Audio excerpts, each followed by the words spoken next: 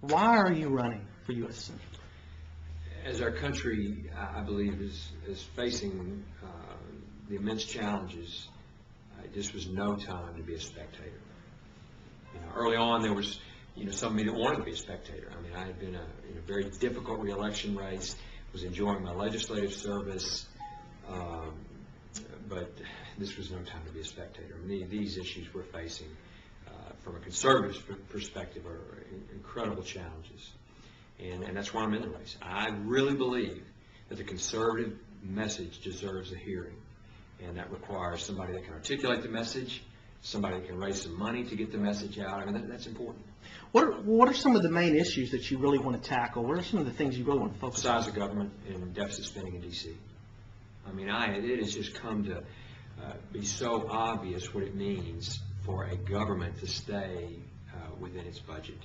As we see what's happened in Arkansas, as we balance our budget, we're constitutionally mandated to stay within our budget. You compare what's going on here economically, what's going on in the nation, as the leadership in D.C. has just spent trillions and trillions of dollars in debt. Look, that's Republicans and Democrats. It's not so much it's a partisan issue right now because the Democrats are absolutely in charge, and they're spending even trillions more. But we got to balance the budget in D.C. If we can do it in Arkansas, we can do it there. And that's, Senator DeMint asked me that question. What do you want to do when you get here? I want to balance the budget. I believe that deals with a lot of the issues we face constitutionally, socially, culturally, relates back to the fact that in D.C. we should not be allowed to turn around and say, print another $1 trillion. Well, what are some of the ways you do that then? I know we do that here in the state because we're mandated to do that. How do you apply that same principle? Balanced budget amendment. You got to do it. The only way our legislators and executive branch in D.C. are going to adhere to a balanced budget is if you mandate it, if you box them in. That's the beauty of the Arkansas budgeting process. We are boxed in. Liberal, conservative, Green Party, Democrat, Republican, nobody touches deficit spending in the Arkansas state government because we are hemmed in. We need that kind of parameter set in D.C. And I may be naive, but I believe we can do that. I believe America is ready to look at D.C. and say, no more deficit spending. Well, one of the hot topics right now in D.C. kind of touches on that same issue you're talking about, and that's health care. Obviously, that's one of the biggest things being debated right now. What are your views right now on the current Senate proposal on health care, and what are some of your thoughts on Senator Lincoln's role in that? The current proposal has a public option. It's bad for Arkansas. It's bad for America. It undermines jobs. I mean, how can you have a public option that's supported by additional printed federal dollars competing with private insurance? I mean, it's just going to increase the government's role in health care, and it's going to bust the budget. So it's a bad proposal. But even if you go back to the other proposal that Senator Lincoln voted for, and make no mistake, last Saturday night, on the cover of the Weekend evening, she moved the Obama-Reed proposal forward. She moved it forward with her vote. She was the 60th vote, and she did that. But even if you go back to the Baucus bill that she champions today, that's a $1 trillion government program, another $1 trillion government program. It doesn't have the public option in it, but it's got another $1 trillion.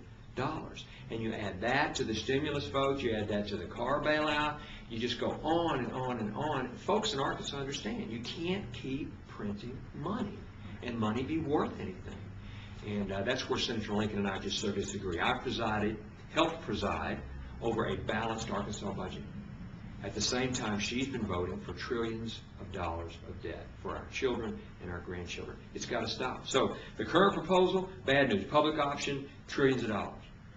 But even the proposal out of the Finance Committee that she championed, the Baucus bill, another $1 trillion government program, bad for Arkansas, undermines jobs. Well, what are some of your ideas for health care? If you don't like what Senator Lincoln's doing, what would you do if you were there?